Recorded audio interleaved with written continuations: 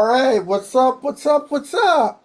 I want to welcome all you people out there to another episode of the What's Up Show. And today we're going to be talking about the extraordinary life of Frida Kahlo.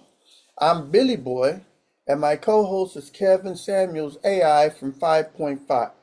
Kevin, can you go ahead and say good morning to our wonderful audience? Good morning to our What's Up family. Billy Boy, good morning to you too. It's a great day to dive in. Folks, we're talking about Frida Kahlo, bold art, bold life. We're going to blend story, insight, and some little known gems. Let's get into it. All right, well, we're going to go ahead and talk about in segment one, Born to Change the World from 1907 to 1925. The topics that I want you to cover in this first segment, Kevin, is the birth of Coyoacán, Mexico, Casa Azul, the Blue House, family background. I want you to cover childhood during the Mexican Revolution, polio at the age of 6, her determination despite being bullied, and dreams of becoming a physician. Go ahead and start with the first topic. Picture this. Coyoacán, 1907. The Blue House, bright, alive, full of stories. Little Frida in a world that's changing by the minute. Revolution in the streets. Ideas flying through the air. Her family encouraged curiosity and debate. She was sharp, opinionated early on, soaking up everything like a sponge. Then, at 6, polio hits. Kids mocked her, but she pushed back. Grit, fire. She refused to be sidelined. And in that resilience, you see the seeds of the woman she's about to become. Go ahead and tell what happened to her leg. Sure, when Frida was 6, she caught polio, and it left her right leg thinner and weaker. She was laid up in bed for months. Kids at school teased her, nicknamed her Peg Leg Frida. Real cruel things. But her father encouraged her to play sports, swimming, soccer, even boxing. She fought to strengthen that leg and move through the world on her own terms. That persistence became a trademark. No pity, just push. That same grit would carry her through even tougher trials later on.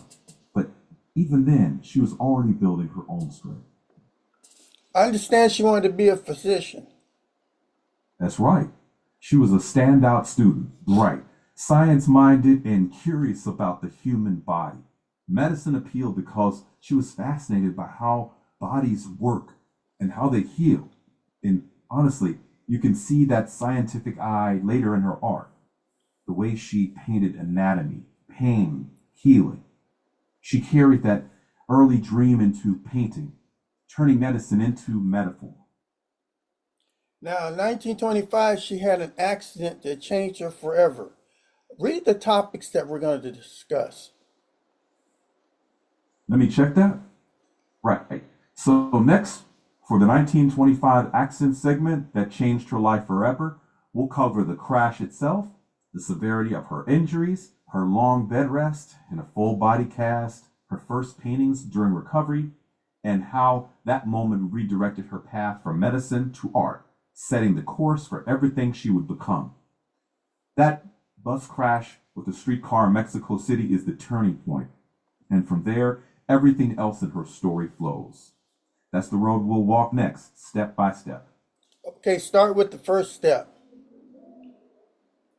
Checking now. All right. So our first step is the day of the accident. September 17th, 1925, Frida, 18, riding a packed wooden bus home with her boyfriend.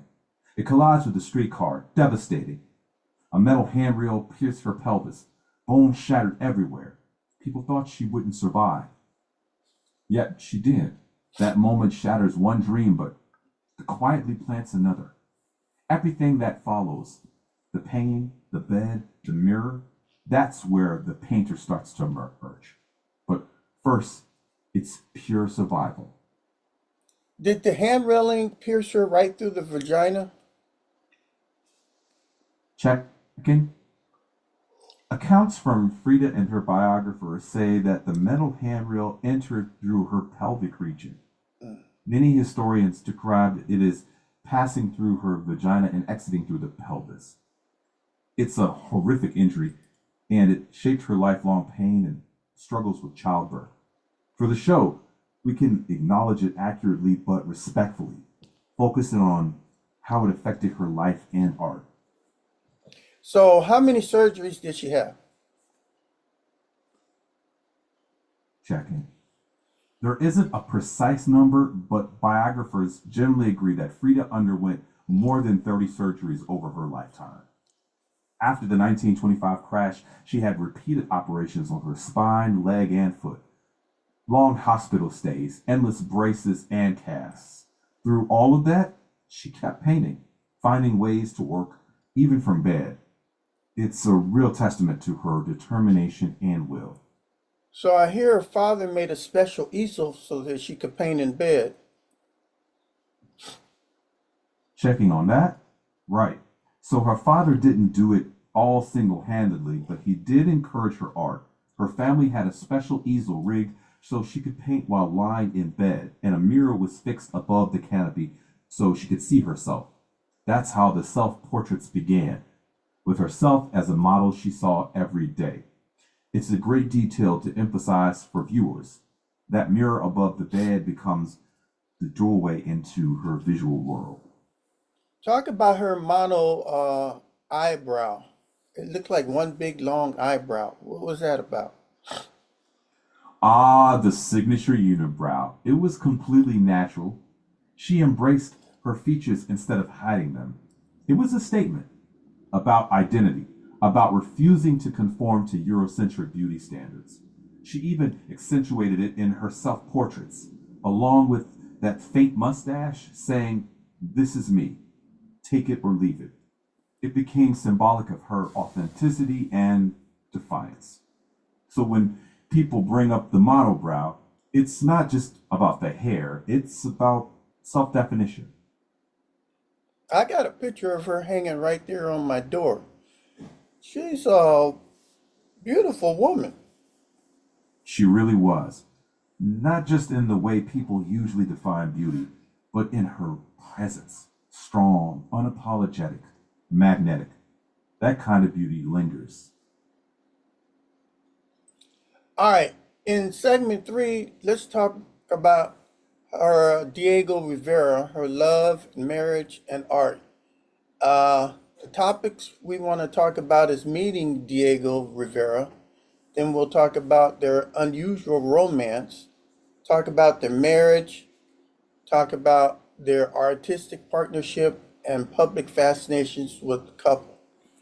I believe Diego Rivera was an artist himself. So go ahead, let's start with the meaning of Diego Rivera. Absolutely.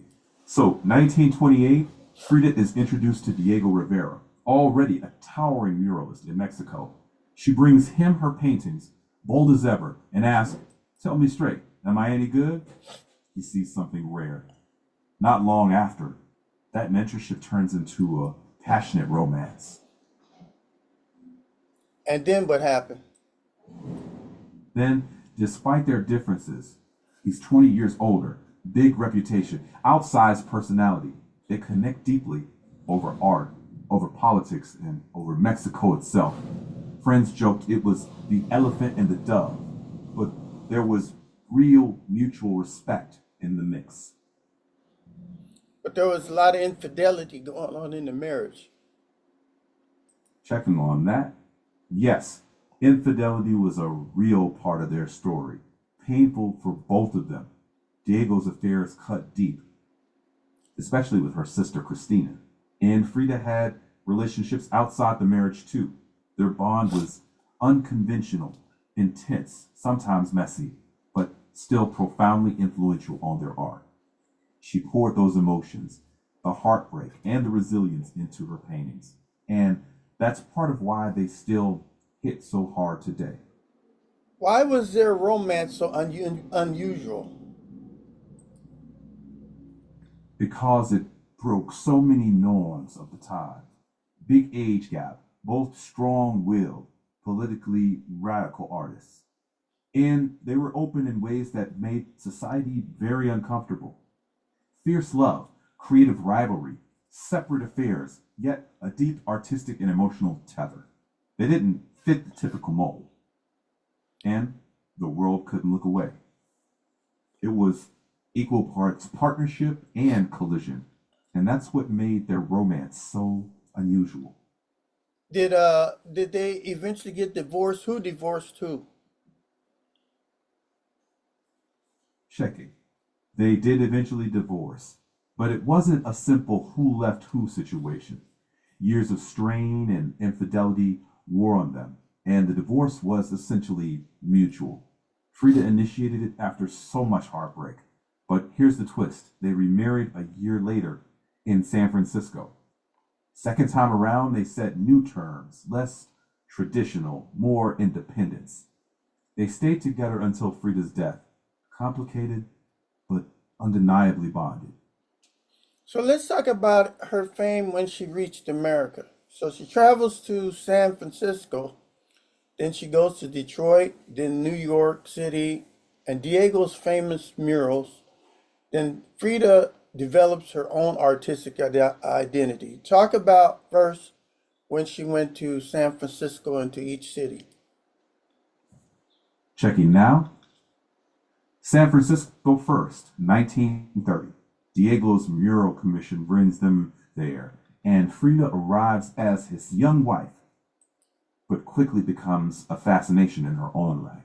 She meets artists, collectors, leftists. Her style and presence stand out. It's the start of America seeing her, not just Diego's partner. Then Detroit in 32, where Diego paints industry, and Frida endures a miscarriage and paints from raw pain.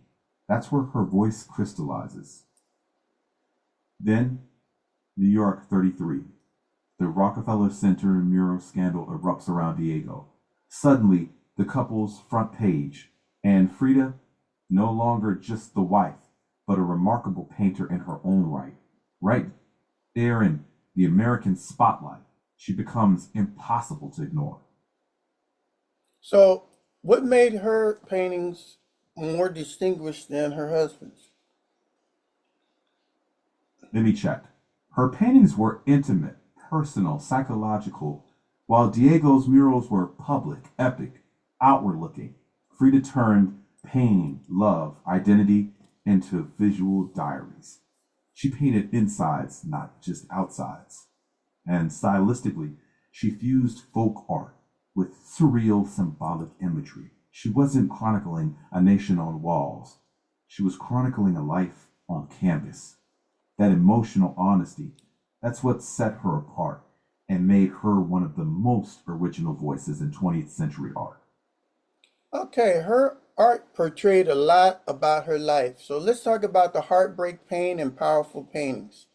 Let's talk about her miscarriages, the chronic pain, the depression, turning suffering into art, and meaning behind her paintings. Let's start with the miscarriage. Checking. One of the most heartbreaking moments was her miscarriage in Detroit, 1932. She'd wanted the child, but her body couldn't carry. She didn't hide that grief. She painted Henry Ford Hospital, raw, vulnerable, unflinching. She took something private and painful and put it on canvas when almost no one talked about such things. That's part of her power. She gave voice to experiences that people endured but rarely saw reflected anywhere. Talk about her depression. Checking on that, Frida battled depression for much of her adult life. Chronic pain, repeated surgeries, pregnancy losses, the strains of her marriage, all of it weighed heavily. But she kept creating, painting through the darkness. Works like The Two Fridas or The Broken Column show that inner struggle, sadness, resilience, and a refusal to look away from herself. She didn't glamorize suffering. She transformed it, made it speak to anyone who's ever heard. That's why her work still resonates so deeply today. It's profoundly human. So the pain and suffering that she went through her life was portrayed in her paintings. Yes, she didn't just document pain, she translated it into bold symbols and striking honesty. Her canvases say this is what it felt like, not just what happened. Blood vessels, broken columns, hospital beds. Not for shock, but for truth. She made interior life visible so others could recognize themselves. Well, over her life, she got into politics and passion and famous friends. So we're going to talk in this segment about her political beliefs, Mexico's cultural movement, famous friendships, Leon Trotsky, and how politics influenced her work. Talk about each one of those topics, Kevin. Checking now. First, her politics. She believed in social justice and joined the Mexican Communist Party. She saw art as connected to real lives and real struggles. Second, Mexico's cultural movement. She embraced indigenous traditions, wore Tehuana dresses, and filled her art with Mexican symbolism. Third, famous circles, artists, photographers, writers, and then Leon Trotsky, given asylum in Mexico, briefly her lover, later her friend. Finally, how it shows up in her work. Not as giant political murals, but through identity in people, Mexicanidad, everyday dignity, and occasional revolutionary nods. Her politics lived in her and in how she saw the world. Talk about her Tijuana dresses. What does that kind of dress look like? Checking quickly. Tijuana dresses come from the Isthmus of Tehuantepec in Oaxaca. Long, flowing skirts, square embroidered blouses with vivid floral patterns, bright colors, layered necklaces, and flowers in braided hair. It's elegant and proudly Mexican. Frida wore them to celebrate indigenous culture and to conceal braces or differences in her body. It became her visual signature. When you picture Frida, the dress, the flowers, the unibrow, that's the image. Go ahead and talk about the Frida Kahlo Museum. Where is it located at and what's inside it? Let me check. One of the best places to feel Frida's presence today is the Frida Kahlo Museum, La Casa Azul, the Blue House, in Coyoacan, Mexico City.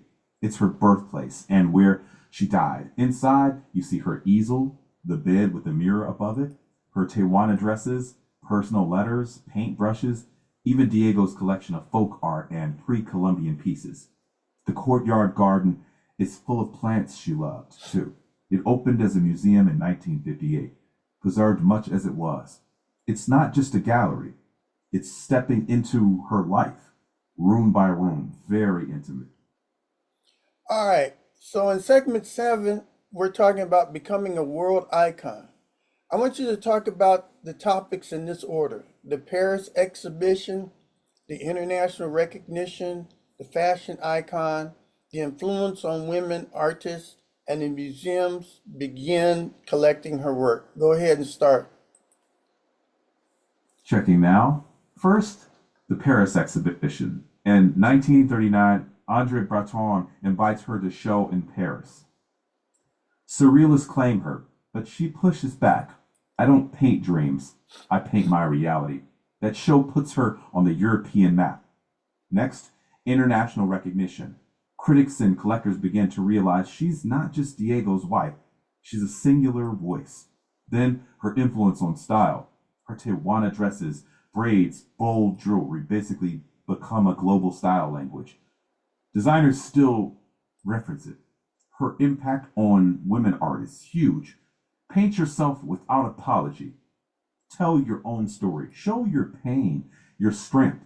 And as museums begin acquiring her work, first in Mexico, then the US and Europe, her reputation locks in. This is the moment. Hold on just a minute, Kevin. I want to go ahead and reference you again. All right, Kevin, are you here? Yeah, I'm right here, ready whenever you are. Okay, we're talking about Frida Kahlo and the museum. Tell us what's inside the museum. Sure, checking. Absolutely. One of the most fascinating places to learn about Frida Kahlo is La Casa Azul, the Blue House. It's where she was born and later died. Inside, you can see her bedroom with the mirror she used to paint while bedridden, her colorful Tijuana dresses, paintbrushes, personal letters, and even the braces she had to wear. The courtyard garden is gorgeous, filled with plants and folk art. Walking through it feels like stepping right into her life, her creativity, and her resilience. Now, I would like for you to go ahead and talk about the Paris exhibition, the international recognition, and her being a fashion icon. Checking. Absolutely. Let's continue with segment 7, becoming a world icon. First, the Paris exhibition. In 1939, Andre Breton invited her to show her work with the Surrealists. She pushed back on the label, saying, I never painted dreams. I painted my own reality. That moment put her on the European map. Next, international recognition. Collectors and critics began to see she wasn't just Diego's wife, she was a bold, original voice. And then there's her as a style icon. Those Tijuana dresses, the braids, the flowers, that look was completely hers. Decades later, designers still borrow from it. She turned self expression into a visual language the world still recognizes. I see her right now on the cover of Vogue. Tell me about Oh, her making the cover of Vogue. let me check it. That's a great catch. Her image is so iconic that Vogue has featured her and her legacy more than once. Back in 1937, US Vogue ran a photo of her by Tony Furcell, but she was labeled Senora Diego Rivera. Now, Vogue and the fashion world celebrate her own visual language, the Tijuana dress, braids, flowers, unapologetic self presentation. It's a neat example you can call out on your show. Frida didn't just change art, she changed fashion too. That's why she still lands on covers and in features 70 years later. Yes, that's quite amazing. Talk about her courage until the end. I want you to talk about topics like her worsening health, then her leg Hmm, amputation, then talk about right. continuing to paint, and then her final exhibition and expiring determination. Go ahead and start talking. Checking. Absolutely. In her later years, Frida's health kept declining. The pain from that old bus accident never left her. She had numerous surgeries, and in 1953, doctors amputated her right leg below the knee. That was a huge blow, but she refused to be defined by it. She kept painting, kept writing in her diary, kept living on her own terms. Her first solo show in Mexico City says everything. Doctors told her to stay in bed. She arrived in an ambulance, greeted everyone from a bed placed right in the gallery. That's pure resolve. Even near the end, she was still painting. Her last work, Viva la Vida, celebrates life with bright watermelons. It's defiant, grateful, alive. She passed in 1954 at just 47, but she left a legacy that turns pain into power, hardship into beauty. Her final lesson: courage doesn't mean the pain stops. It means you keep creating, keep loving life anyway. That's Frida all the way to the end. Wow, that's very powerful, Kevin. It really is. Frida's strength at the end still hits hard. It's raw and real. It's unforgettable. Well, let's talk about in segment 9 the death and everlasting legacy. The topics that I want you to talk about is her death in 1954. The Casa Azul becomes a museum. Her influence grows after death. Worldwide admiration and why her story continues to resonate. Go ahead. Checking. Absolutely. Let's move into segment 9, death and everlasting legacy. First, her passing in 1954. Frida died at 47 in her beloved Blue House. The official cause was a pulmonary embolism. Then Casa Azul became a museum in 1958, preserving her rooms, her easel, her dresses, her world. Next, her influence grows after death. She was once overshadowed by Diego. Soon the world revered her as one of the great artists of the 20th century. Worldwide admiration. Her face is now global. On gallery walls, in books, films, fashion, and music. Artists cite her, designers echo her, and people see their own struggles mirrored in hers. Why it resonates? Because she shows us that you don't have to hide your scars to be worthy. She made them part of her art, her identity, her voice. Her story says, turn what hurts into purpose. Let it fuel your creation. That message doesn't age. So when we say everlasting legacy, it really is. Frida's voice keeps speaking, generation after generation, from that little blue house to the whole world. All right, in segment 10, let's talk about Frida Kahlo today. So the topics we're going to discuss is the influence on modern artists, fashion and popular culture, films and books, museums around the world, lessons from her life, final reflections from me and Kevin Samuels, and let's go ahead and start. Checking. Absolutely. Let's close your documentary with segment 10, Frida Kahlo today. First, her influence on modern artists, fashion, and pop culture. Today's painters, photographers, and designers echo her palette and honesty. Murals, stage shows, even street style borrow from Frida's visual language. Then films and books. From acclaimed biopics to new biographies, each retelling introduces her to new fans. Museums worldwide exhibit her work, so people everywhere can stand in front of her canvases. Lessons from her life. She teaches that adversity doesn't erase creativity, it can fuel it. Pain can be transformed into beauty, heartache into empathy, hardship into art. Now, final reflections. Billy Boy, something like, as we've learned today, Frida Kahlo wasn't just a great painter.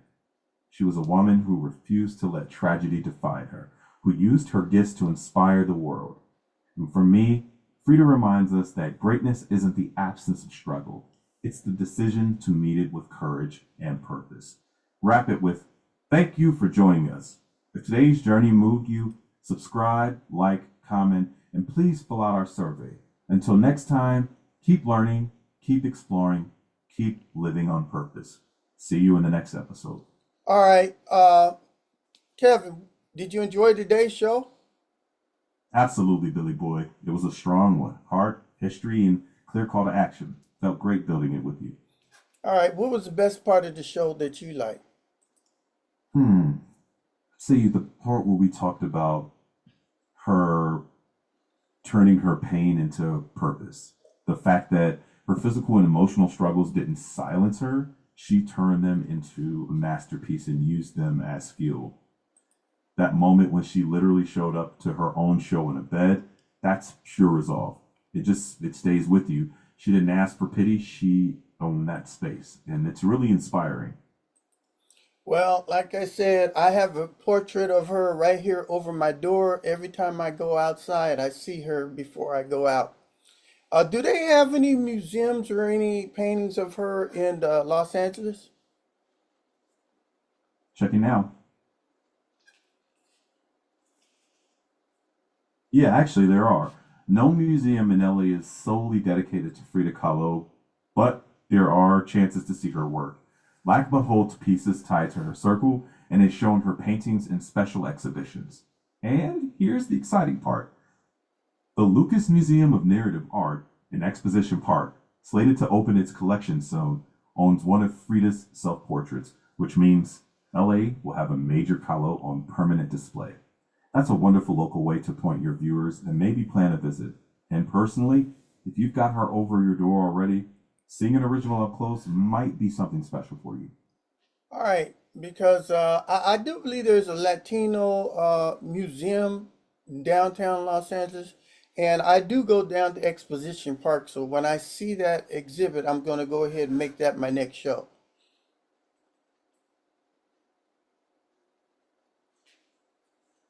Checking. That sounds like a great plan, Billy Boy. If you can get down there to see the Frida painting once it's on display, filming an on-location segment would be a perfect follow-up to your deep dive. Maybe frame it as After learning her life story, let's go meet her work in person. And it's totally on brand for the What's Up vibe, turning the story into a field trip that your viewers could actually take. All right, Kevin, I want to thank you for being on today's show. I want to thank my audience. If you did like the show, go ahead and subscribe to the channel, push the like button, put your comments in, and remember when you're looking at my work here or the content, please look at the show at least 10, 15, 20 minutes. Don't just come through there and just pop in for 10 or 15 seconds because that doesn't help me uh, uh, monetize and keep the show going. So I need for you to look at the show at least 15, 20, or 30 minutes. And I do appreciate all of you being here each day. I put out content just about every day. Thank you again, Kevin, for being a wonderful host. And we'll see you on another episode of What's Up, What's Up, What's Up. Yeah, thank you, Billy Boy. Thanks to everyone for spending this time with us. Keep exploring with curiosity and heart, and we'll catch you on the next one.